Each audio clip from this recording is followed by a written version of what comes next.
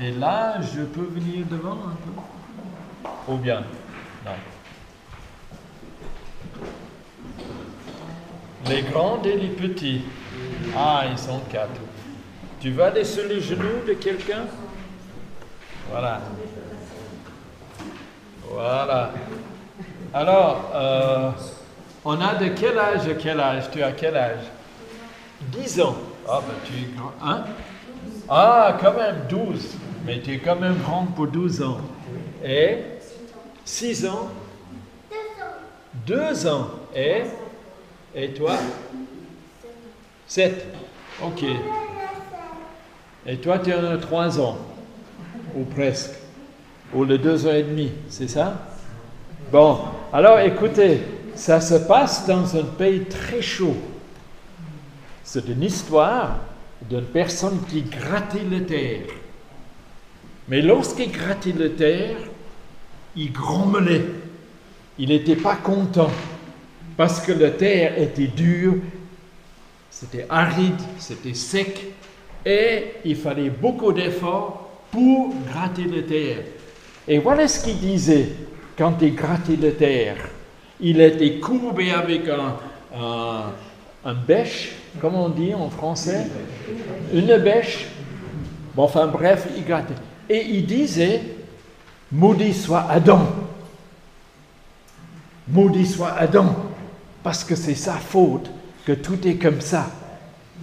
Et voilà cet homme qui grommait, il avait un voisin qui habitait une belle ferme, un petit peu plus loin, et souvent ce voisin passait, il entendait le monsieur qui travaillait et qui grommelait. Il s'est approché, il a écouté, et il lui a dit, merci. Merci. On y est dans l'histoire? Peut-être pas. Alors, il passait par là, il a entendu ce monsieur qui grommelait et qui maudit Adam, qui blâmait tout le monde. Et son travail était fait avec un esprit très négatif et très révolté, je dirais-je. Et il se dit, le monsieur qui habitait la ferme, je vais t'inviter. Voilà, écoute, je vais t'inviter chez moi, à tel jour, à telle heure. Tu peux venir? Ouais, bon, je viendrai. En grommelant. Et il est allé le soir, la fin d'après-midi, vers son voisin. Et voilà, le voisin ouvre la porte et l'invite dans une jolie demeure. Et il y avait une grande pièce, et dans cette grande pièce, il y avait une grande table avec toutes sortes de choses pour manger. Qu'est-ce que tu as mangé? Les fruits? Les bonbons? Certainement. Les cakes? Les gâteaux? Les sandwichs? Mais il y avait tout ça sur cette table. Et le monsieur, le fermier, il dit, écoute, fais comme chez toi. Mais je dois sortir. Je reviendrai, mais je suis obligé de sortir. Voilà ce que tu as sur la table. Tout est à toi. Mais tu vois ce plat avec un couvercle en acier, inox, sur la table. Tu n'y touches pas. Alors il est sorti le monsieur, et le fermier qui était là, il regarde toute cette abondance, il regarde toute cette nourriture, il regarde les boissons sur la table, et il a dit, je fais quoi? Je me sers quoi? Alors il a choisi diverses choses, il a bu, il a mangé, mais inévitablement, ses yeux commencent à regarder le plat qui était sur la table. Et il se demande, mais qu'est-ce qu'il y a là-dedans? Qu'est-ce qu'il y a caché là-dedans? Qu'est-ce que c'est qui est si important que je n'ose pas y toucher? Et il dit, bof. Il me dit de ne pas y toucher. Bof. Il continue, il boit un peu. il mange un peu, il goûte ces belles choses. Le temps passe. Et le temps passe. Et inévitablement, ses yeux sont attirés vers ce plat qui est sur la table. Il se dit, mais qu'est-ce qu'il y a là-dedans? Qu'est-ce qu'il y a caché dans ce plat? Alors il reproche, il essaye de sentir, il n'y a pas d'odeur. Mais il y a quoi là-dedans? Et il regarde, il ose le toucher, mais il retire sa main. Non. Il me dit de ne pas toucher.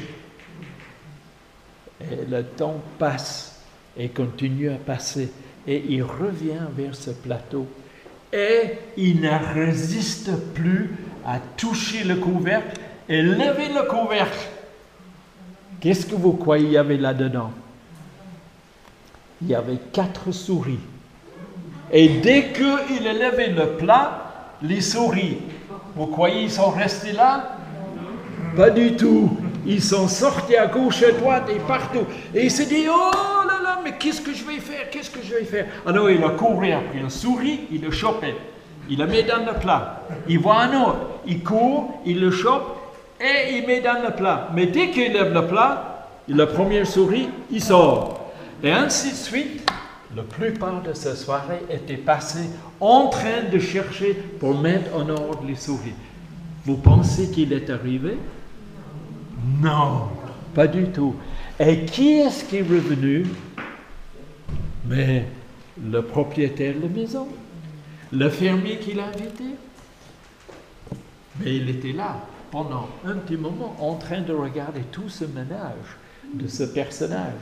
Il dit, mais tu sais, quand je t'écoute en train de travailler, tu dis, Adam, c'est sa faute.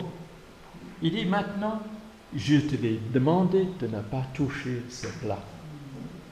Et comment ça se fait que tu as touché? Est-ce que tu es mieux qu'Adam? Est-ce que tu fais mieux qu'Adam?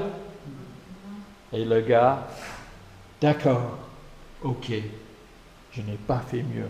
Il dit, ne blâme pas toujours Adam, parce que nous, on est tous pareils.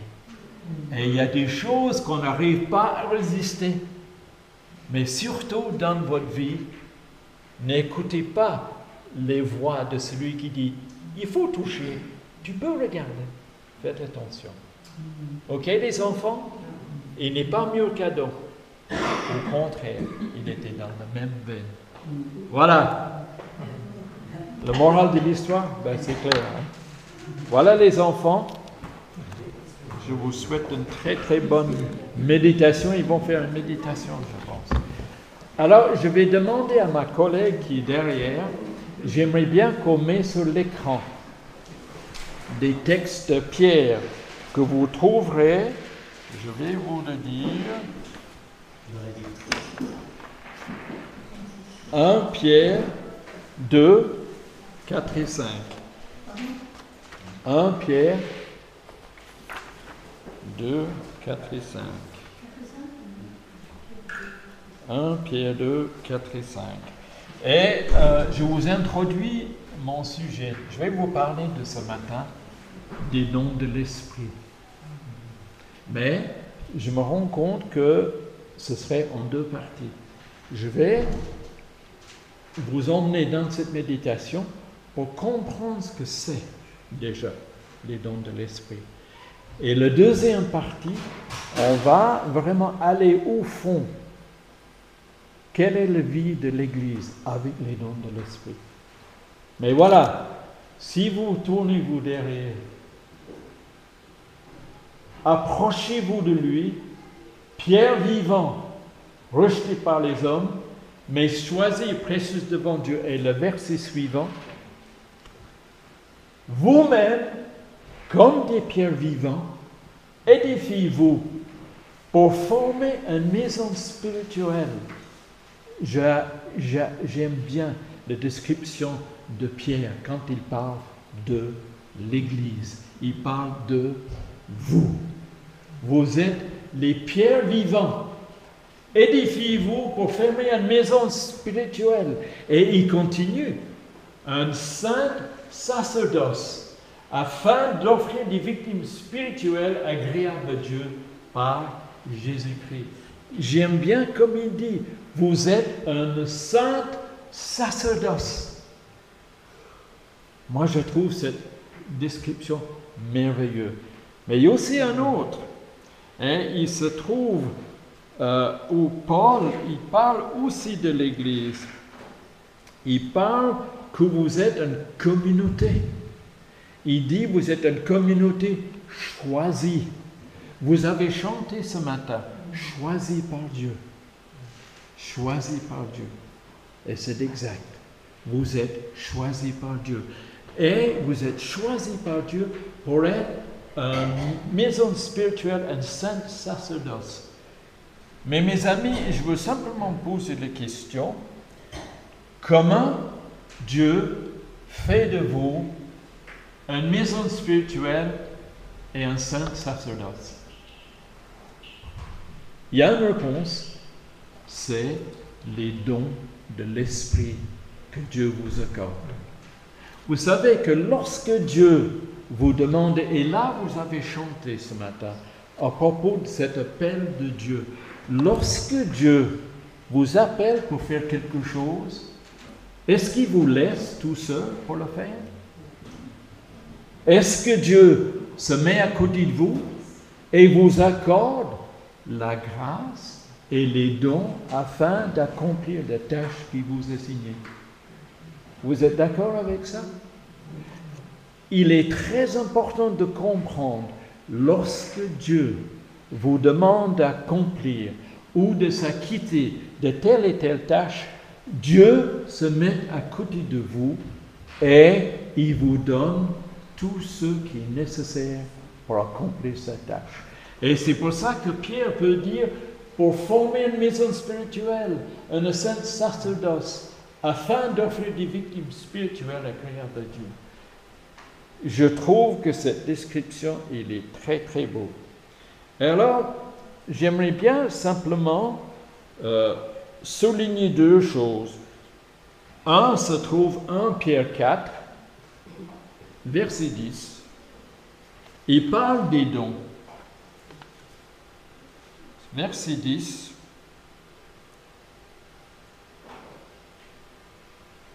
Excusez-moi. C'est 11 en fait. C'est 1 Pierre 4, 11. C'est lui qui donne les uns comme apôtres, les autres comme prophètes, les autres comme évangélistes, les autres comme pasteurs et docteurs. Verset 12. Verset 12.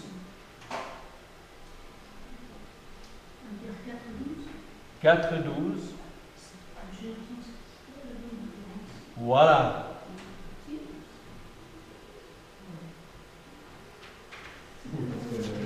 Attendez. Ah non, mais excusez-moi. C'est moi qui vous trompe. C'est moi qui vous trompe. C'est moi. Éphésiens 4. Excusez-moi. Excusez-moi. 12. Parce que j'ai lu le 11.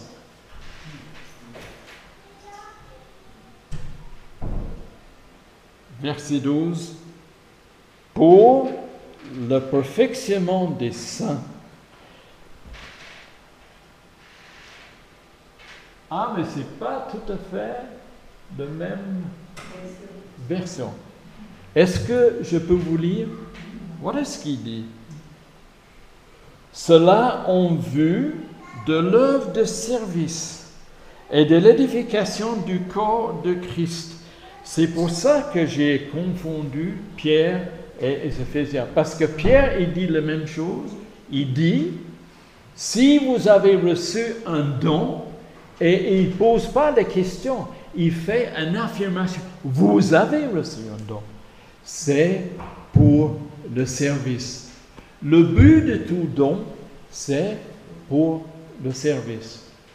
Alors, tous ces dons qui sont là, les uns comme apôtres, les autres comme prophètes, les autres comme évangélistes, les autres comme pasteurs et docteurs, pour le perfectionnement des saints, en vue de l'œuvre de service et de l'édification. Laissez-moi vous donner justement une déclaration à propos des dons de l'Esprit. Voilà. C'est un gars qui s'appelle Keller. Je ne sais pas si tu connais, Hervé. Un homme qui s'appelle Tim Keller. Et c'est lui qui dit, voilà, à propos des églises. Le 2. Voilà, la définition des dons. Ce sont les dons spirituels, sont les diverses capacités. Est-ce que vous savez ce que ça veut dire don en grec? Hervé le sait. Il y a un mot grec qui veut dire charis. Charis. Mais d'où le nom charismatique.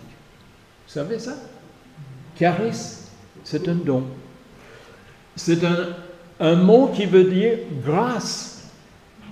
Et d'où vient le nom de ceux qui pratiquent les dons spirituels? Église charismatique. C'est là où est le lieu où les dons se manifestent. C'est un don, c'est un charisme, c'est une grâce que Dieu vous accorde. Alors, voilà ce qu'il dit.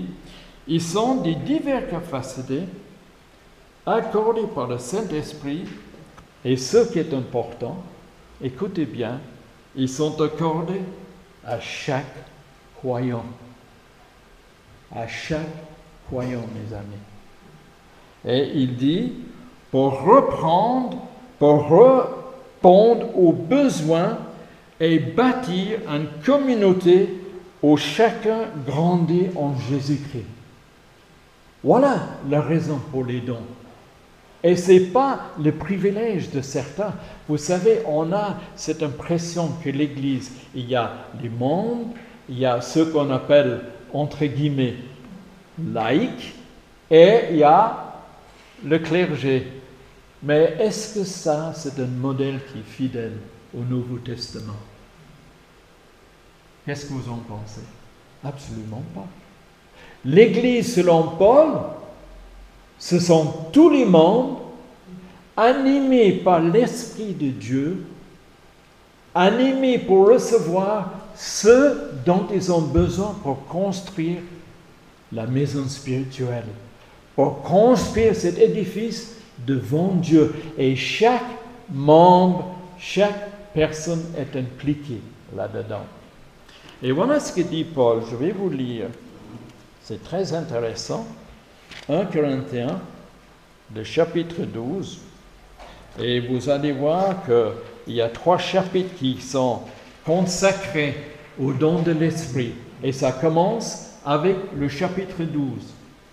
Si je vous dis 1 Corinthiens 13, est-ce que quelqu'un peut me définir qu'est-ce qui est dans 1 Corinthiens 13? L'amour. C'est le cantique de l'amour. Et c'est ça le but, mes amis.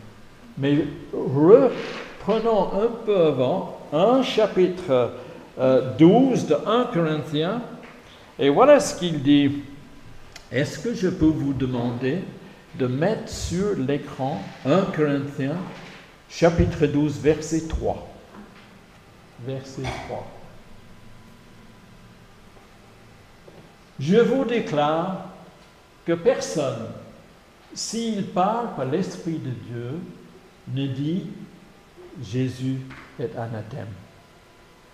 Et que personne ne peut dire Jésus est le Seigneur si ce n'est pas par le Saint-Esprit. Votre nouvelle naissance, elle est ancrée dans ce qu'on appelle le divin, le surnaturel. Est-ce que vous êtes conscient que vous êtes des nouvelles créatures en Dieu? Vous êtes appelés à se mettre devant Dieu et ouvrir vos cœurs, ouvrir votre être, votre intelligence et les soumettre devant Dieu. vous êtes ce qu'on appelle les créatures nées de nouveau. La naissance spirituelle est d'ordre surnaturel. Et c'est pour ça que Paul dit, on ne peut dire que Jésus est le Seigneur si ce n'est pas par le Saint-Esprit. Alors, il faut comprendre de ce qu'on vient de dire que chacun de nous est concerné. Il faut savoir que chacun de nous a reçu un don.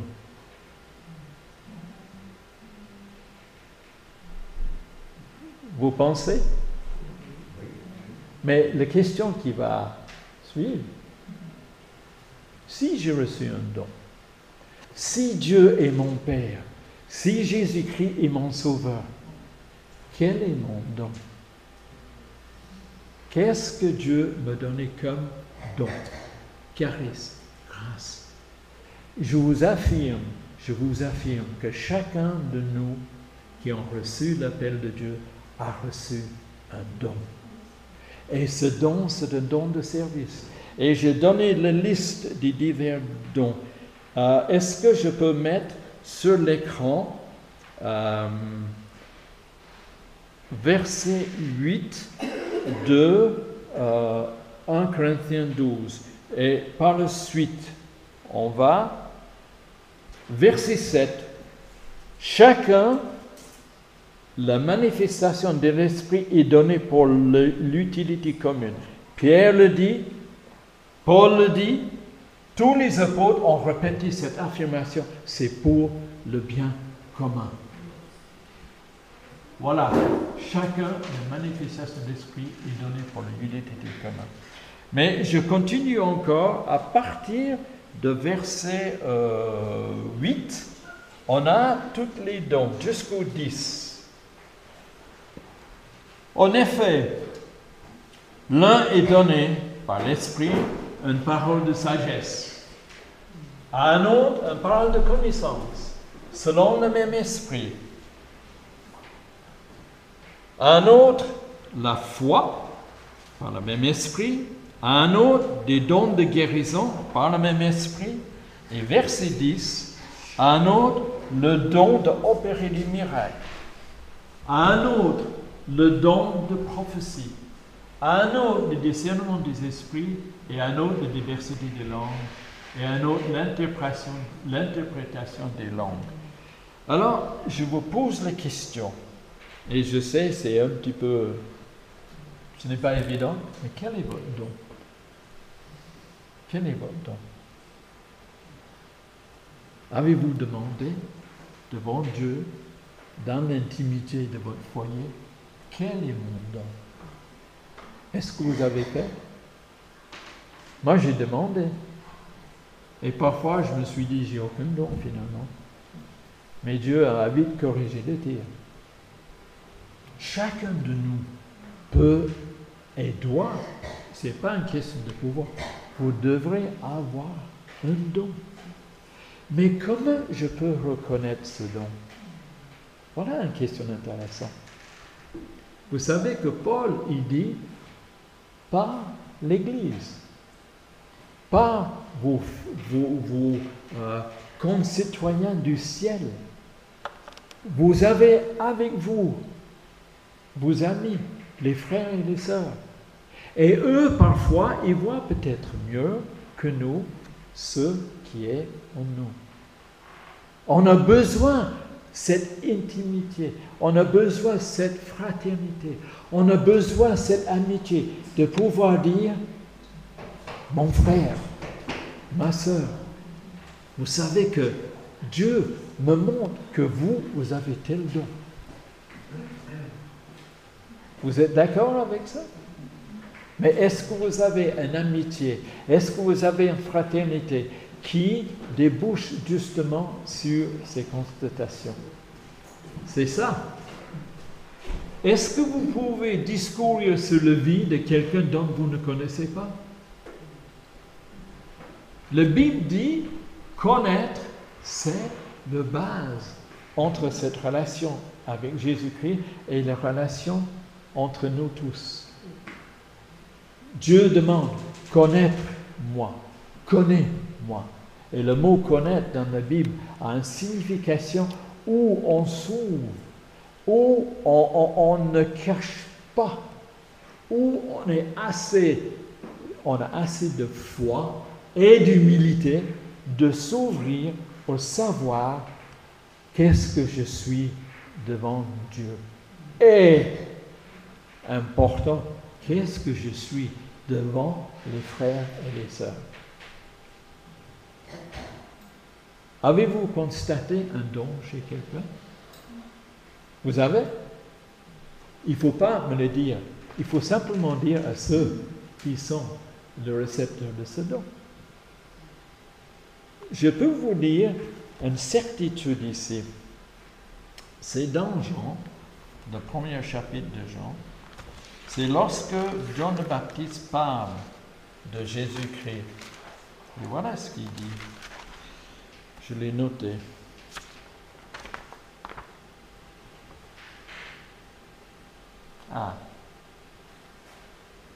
Jean 1, verset 33. Peut-être on peut le mettre sur l'écran. Jean 1, l'évangile de Jean 1, verset 33.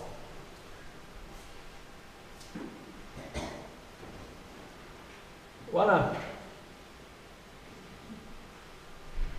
Qui est-ce qui parle? Jean le Baptiste. Regardez ce qu'il dit. Je ne le connaissais pas, mais celui qui m'a envoyé baptiser d'eau m'a dit, celui qui tu verras l'Esprit descendre et s'arrêter, c'est celui qui baptise du Saint-Esprit.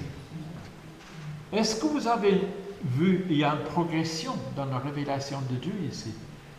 Quel était le mandat de Jean? De présenter le Messie. C'est lui qui était le voix qui criait dans le désert, qui était le dernier prophète de l'Ancien Testament, et lisez ce que dit Jésus à propos de Jean le Baptiste. C'était celui qui était envoyé pour baptiser d'eau. Mais il y a quelque chose de plus. C'est celui qui baptise du Saint-Esprit. Dès que vous recevez dans votre vie la personne de Jésus-Christ, vous recevez le Dieu du ciel, en Jésus-Christ. Vous faites partie à ce moment-là de la famille divine. Et est-ce que vous pouvez vivre sans l'Esprit? Vous ne pouvez pas. Mais je ne veux pas dire par là qu'il y a parfois des exemples extraordinaires, si, souvent, mais Dieu n'est pas dans l'extraordinaire. Faites attention. Dieu prend les hommes et les femmes. Il leur donne de son esprit, il les équipe. Et parfois, les services que Dieu demande, et je vais être un peu simple ici, ça peut être balayer la pièce. Balayer la pièce, c'est un service. Ça peut être ranger les chaises. Ça peut être faire un peu de vaisselle ou servir les cafés. Mais vous le faites par l'amour que Dieu a mis dans vos cœurs. Que personne ne méprise votre service. Vous savez que Timothée, c'était un jeune et il avait mal à faire avec beaucoup de chrétiens mûrs ou bien expérimentés. Et Paul lui dit que personne ne méprise ton don. Et je vous dis la même chose. Le don que vous avez peut être très simple, mais ça peut être très, très, très élaboré. Et Paul, il dit le don de la prophétie, le don de service, le don de se parler en langue, le don de guérir. Mais chacun de nous a un don pour le bien commun. Et c'est ainsi que l'Esprit Saint, c'est ainsi que Dieu forme son peuple à travers ses dons. Et je vous pose les questions encore. Quel est votre don? Quelle est la grâce? Quel est le charisme que Dieu a mis dans nos vies? C'est important, mes amis. Ne sous-estimez pas ni vous-même devant Dieu, ni le don que Dieu vous accorde. Mais il faut que ces dons soient soumis aux uns et aux autres. Et lorsque vous recevez un don, est-ce que c'est pour la vie ou c'est en fonction peut-être d'une situation bien déterminée, donc temporelle? Que pensez-vous? Hervé a raison, c'est pour les deux. Mais la question qui suit, comment puis-je connaître si mon don, c'est quelque chose qui va me suivre pendant toute ma vie ou c'est pour une situation donnée? C'est là où Paul, il dit, ayez la sagesse en Jésus-Christ pour reconnaître ce que vous êtes en lui. Il ne faut pas élever celui qui reçoit le don, il faut mieux donner gloire à celui qui donne. Le donneur ou le don.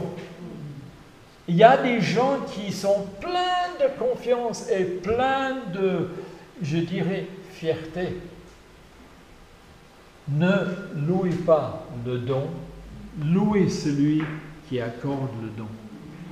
Et ainsi, vous allez constamment soumettre votre don à l'Église pour le service. Vous allez prendre vos repères à travers les frères et les sœurs.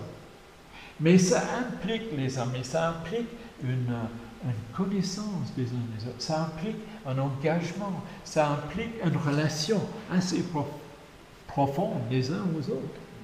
Mais vous êtes appelés à ça. La maison spirituelle, comme dit Pierre, que Dieu veut ériger, c'est fait des êtres comme vous et comme moi. Mais ce sont des êtres appelés par Dieu et côtoyés par Dieu, à qui Dieu accorde ses grâces et les dons, afin que cette communauté soit quelque chose qui donne un témoignage dans ce monde.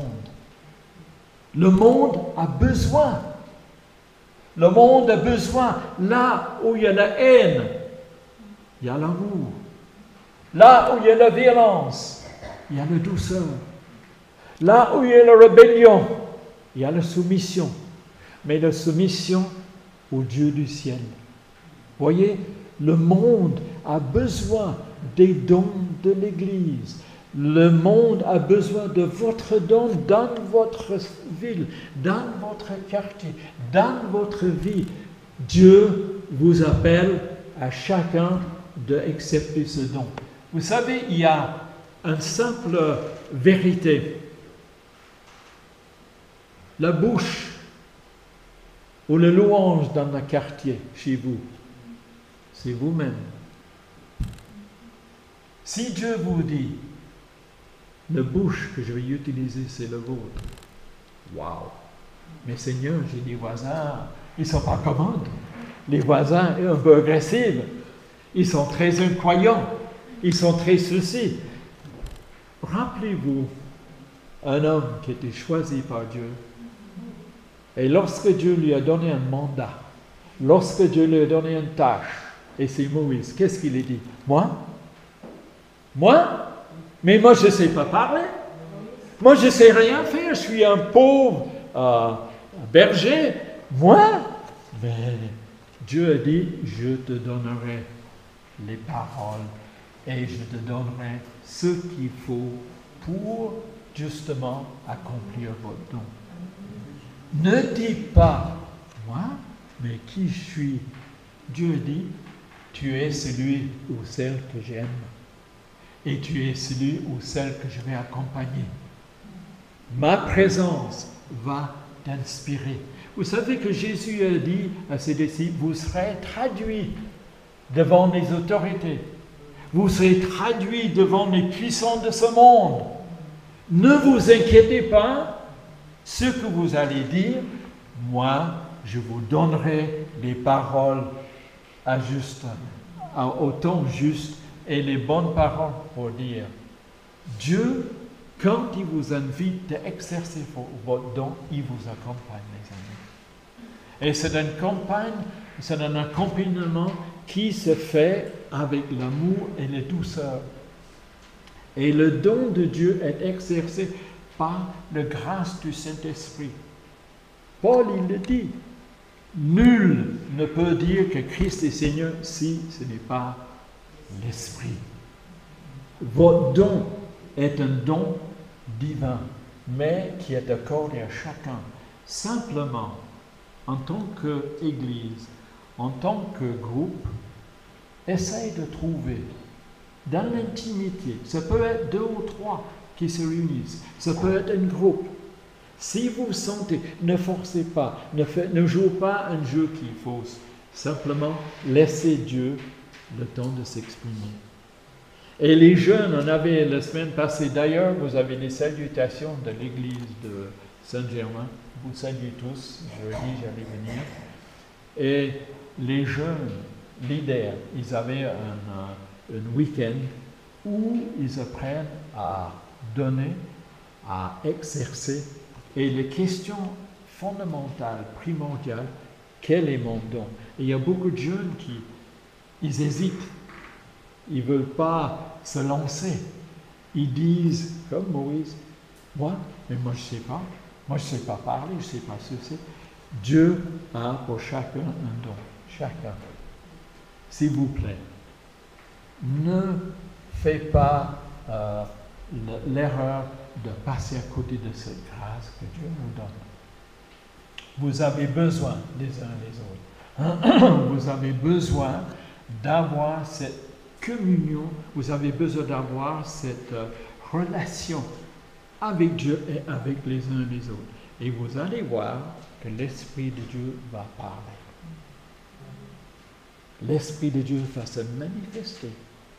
Parce que Dieu a un désir. Il veut que vous soyez un édifice spirituel, une maison de pierre vivante. Vous savez, moi je regarde le monde politique. Qui voudrait devenir président dans un tel monde? Mais quel fou pense qu'il va ordonner les hommes? Vous savez, il y a 2 façons d'ordonner les hommes. 2 façons. L'amour ou la contrainte. Et le monde est pas si maître de connaître les méthodes de contrainte. Et souvent, le gouvernement, la première chose qui frappe, c'est votre porte-monnaie. Il frappe votre porte-monnaie. Ah que oui, c'est une force de contrainte terrible dans ce monde. Mais la force de Dieu, c'est la soumission. Ce n'est pas le contrainte, c'est l'invitation. Viens, viens vers moi. Et moi, j'ouvre mes bras et je vous donne. Vous avez des dons. À vous de demander au Seigneur et aux uns aux autres, Seigneur, quel est mon don? Alors, je veux finir avec un verset. C'est un des plus beaux versets que je connais. Et ça se trouve en Éphésiens. Éphésiens chapitre 2. Je vais demander à mon cher ami. Et c'est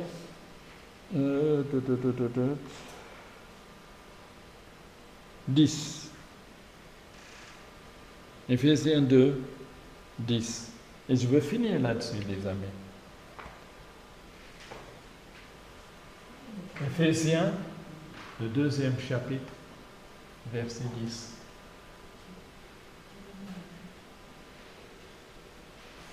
Plus loin, c'est le don de Dieu. Voyez, voilà. Le verset 10. Le verset 10. Voilà.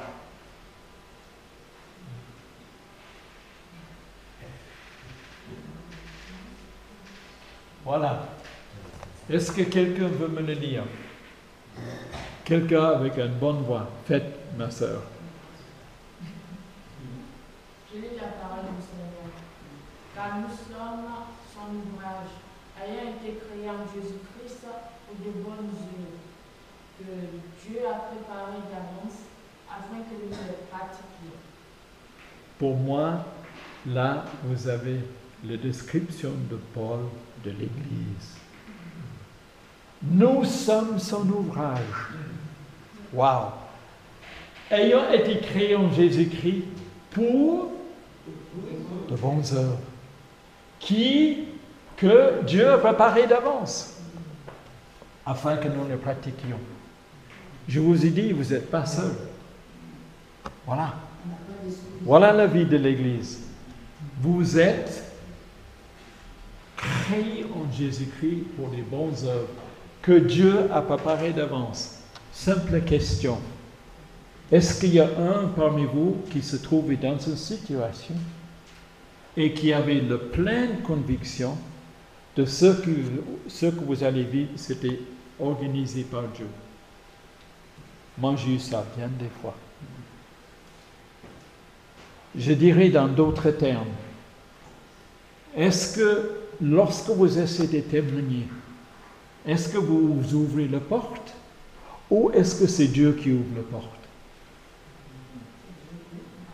Moi, j'ai eu des occasions où Dieu a ouvert la porte et il me dit, qu'attends-tu? Vas-y. Et j'ai discuté des années avec les chefs d'entreprise, les directeurs très importants dans divers domaines. Et j'ai eu une fois, parce que j'étais chauffeur professionnel pour gagner un peu de sous, pour faire notre petite maison à Saint-Eusuge, et j'étais avec une dame qui était le PDG d'une grande entreprise d'avionics, comment tu dis? Oui, d'aviation. Elle construisait les avions très importants pour les USA. Elle avait le droit d'oreille au Pentagone. Le président faisait appel pour les conseils. Et cette dame, elle m'a parlé de son monde. Et d'un coup, Dieu me l'a dit, voyez William, elle parle de la puissance de ce monde. Qu'allais-tu dire? Qu'est-ce que tu vas lui dire? Et Dieu m'a donné une phrase. Et je dis, Madame, je comprends que vous êtes une personne importante.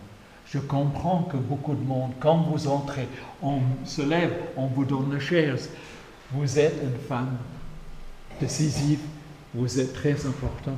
Mais vous savez, il n'y a qu'un pouvoir sur lequel devant lequel je me mets à genoux. C'est le pouvoir de Jésus-Christ. Et cette dame, elle était dans sa voiture derrière, et elle ne savait quoi pas dire. Elle me dit, mais voilà. Elle dit, là, vous m'avez dit quelque chose de très profond.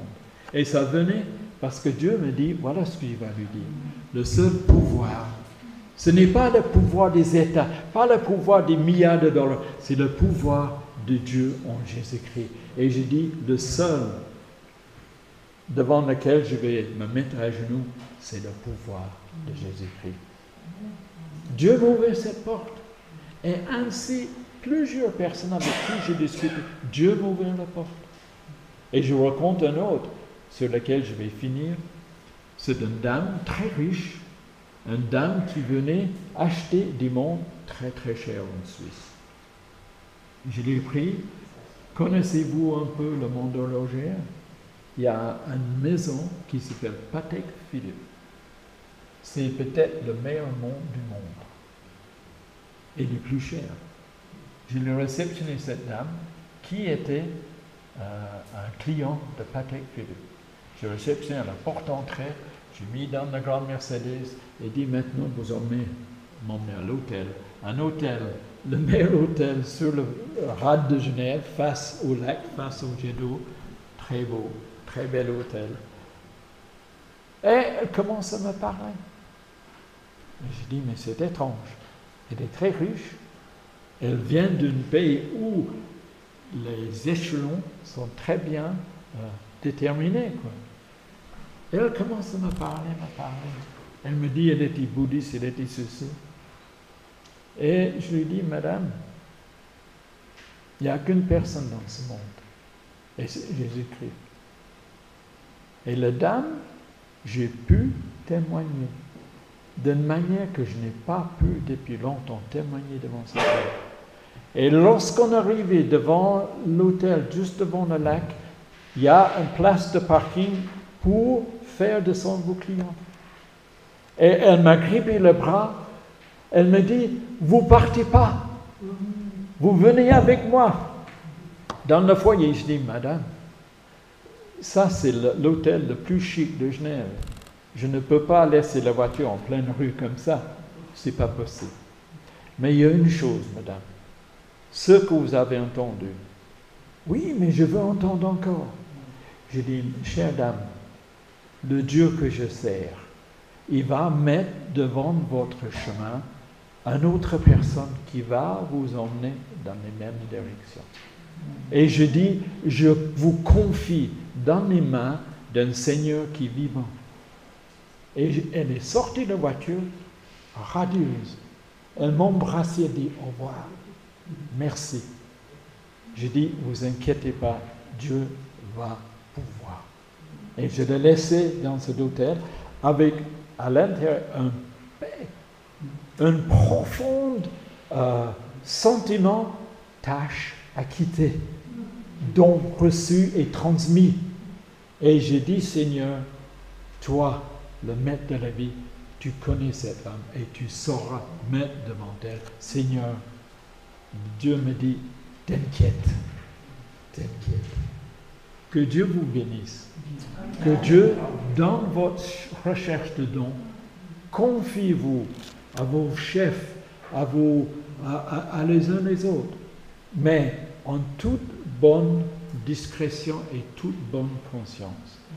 Connaître-vous les uns les autres et connaître celui qui a des dons et demander, Seigneur, manifeste des dons parmi nous. Amen. Une seconde. Je crois que le Saint-Esprit est en train de nous parler.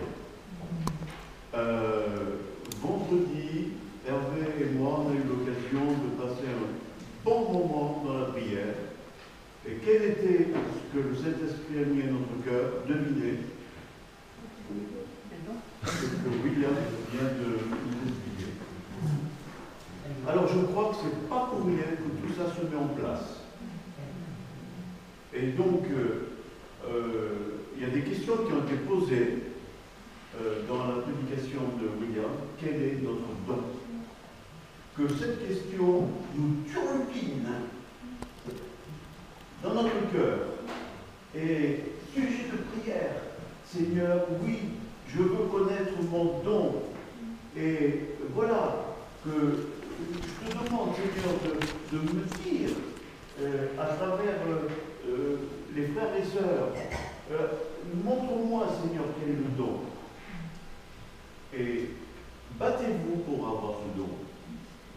Et je peux vous dire que lorsque on a un don, il n'a pas apporté cette question, mais notre vie est transformée. On devient un serviteur de Dieu. Et on voit des choses qui se passent.